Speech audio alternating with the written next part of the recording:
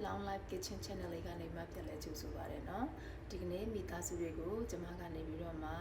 အတုပ်တုပ်စားတဲ့အခါမှာအသုံးပြုတဲ့စီချက်ကလေးချက်ပြမှာဖြစ်တယ်နော်ကျမချက်တဲ့စီချက်ကလေးကတော့ကျက်သွန်ဖြူလေးပဲစီတက်ထားတဲ့စီချက်မဟုတ်ဘူးပေါ့နော်ပါဝင်ပစ္စည်းအနေငယ်ပြတယ်အဲ့ဒါလေးကိုအနေငယ်ပြချင်လို့ပေါ့နော်ဒီဗီဒီယိုလုပ်ချင်းဖြစ်ပါတယ်နော်ပထမဦးစွာကတော့ကျက်သွန်နီပါကျက်သွန်နီအလုံးကြီးနှလုံးဖြစ်ပါတယ်ဒါလေးကတော့ garlic ပါကျက်သွန်ဖြူအလုံးကြီးနှလုံးဖြစ်တယ်ဒါလေးကတော့ပါလဲဆိုတဲ့အခါမှာပစွန်ချောက်ဖြစ်ပါတယ်နော်ဒါလေးကတော့အစီဆန်လေးတွေကိုကြိတ်ထားပေးတဲ့ဟာပေါ့နော်ဖြစ်ပါတယ်တစ်ခုကကြတော့ကျွန်မဘာသုံးလဲဆိုတဲ့အခါမှာပေါ့နော်ငပိလေးဖြစ်ပါတယ်မြင်ငပိလေးပါကြိုက်တဲ့ brown ကိုသုံးပါပေါ့နော်မြင်ငပိလေးကိုတော့ဘာလုပ်ထားလဲဆိုရင်အရေးလေးဖြော်ထားပေးတယ်နော်တစ်ခါကြတော့ကျမတို့ပေါ့နော်လိုအပ်တယ်ဆိုရင်လည်းတစ်ခါတည်းပဲထည့်လို့ရတယ်အဲ့ဒါကဘာလေးလဲဆိုတဲ့အခါမှာ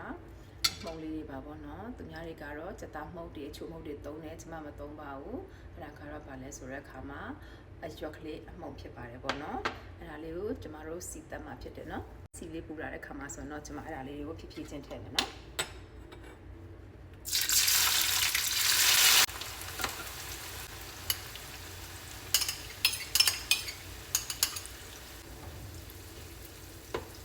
စီချက်တဲ့ခါမှာပေါ့နော်ကျမတို့တွေအလုပ်ပေးရမယ်ဆိုတဲ့ခါမှာ medium heat လေးပဲထားပေးပါနော် medium heat လေးကအရေးကြီးဆုံးဖြစ်ပါတယ်စီချက်တဲ့ခါမှာမလောစေချင်ဘူးနော်ခုဆိုရင်စီချက်ကလေးကစတင်နေပါပေါ့နော်မွေးလာပြီကျမပေါ့နော်ထမရလေးကိုပေါ့နော်ညညလေးထည့်ထားတယ်အဲ့ဒါကအဖွားရဲ့နီလန်းလေးပါပေါ့နော်ကျမရဲ့အဖွားကအသက်တစ်နှစ်အသက်ရှည်ခြင်းကဒီစနစ်မှောက်ကြောင့်လည်းပါတယ်ပေါ့နော်သူရဲ့ဟင်းလေးတွေမှာပေါ့နော်အများနဲ့တွားကြည့်တဲ့အခါမှာစနစ်မှောက်လေးရဝါထိနေတာဖြစ်ပါတယ်နော်ဒီလေးနဲ့အေးအေးလေးနဲ့ပဲကျမတို့ကြော်မှာဖြစ်တယ်နောက်ထပ်တတိယအနေနဲ့ကတော့ပစွန်ကြောက်ကလေးကိုထည့်မယ်နော်ကျမတို့ပစွန်ကြောက်ကလေးကိုလည်းပဲအစိမ်းထည့်လို့ရပါတယ်ဒါမြတ်ကျမကတော့တခါတည်းစီချက်ထည့်တဲ့အခါမှာ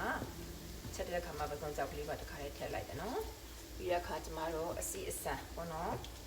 နောက်ကိုအားပေးတဲ့အစီအစံတွေအားလုံးကိုကျွန်မကြိတ်ထားတာဖြစ်တယ်ပေါ့နော်။ဘာကြောင့်ဒါလေးလုပ်လဲဆိုတဲ့အခါမှာကလေးလေးတွေကအစီအစံတွေစားပါဆိုရင်ပေါ့နော်။သူတို့မစားချင်ဘူး။အဲ့တော့ကျွန်မစီချက်ကလေးထဲမှာထည့်လိုက်တယ်။ပြီးတဲ့အခါမှာပဲမှုတ်အစားပေါ့နော်။ကျွန်တော်တို့အစီအစံလေးတွေကိုကြိတ်ထည့်လိုက်တဲ့အခါမှာအနံ့ရသားလေးကလည်းမှုပြီးတော့မှသူတို့လည်းပဲဒီအစီအစံတွေစားဖြစ်သွားတာဖြစ်တယ်ပေါ့နော်။နောက်တစ်ခါကကြတော့ငပိလေးပါအဓိကဒီစီချက်ရဲ့အသက်ကငပိလေးဖြစ်ပါတယ်နော်။ဒါကကျွန်မရဲ့မေရဲ့စီချက်ကလေးလုပ်တဲ့ပုံစံပါ။ဘာကြောင့်လဲဆိုတဲ့အခါမှာ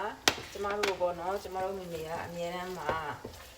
အရွက်ကလေးတွေတုပ်ကျွေးတာပဲဖြစ်ဖြစ်ဘာပဲဖြစ်ဖြစ်ပေါ့နော်ဒီစီချက်ကလေးကိုသူကလောက်တာဖြစ်တယ်ပေါ့နော်ဒါကမိမိစီရရတဲ့အမွေပါပြီးတဲ့အခါမှာအရွက်မုံလေးလိုအပ်တယ်ဆိုရင်ထည့်လို့ရပါတယ်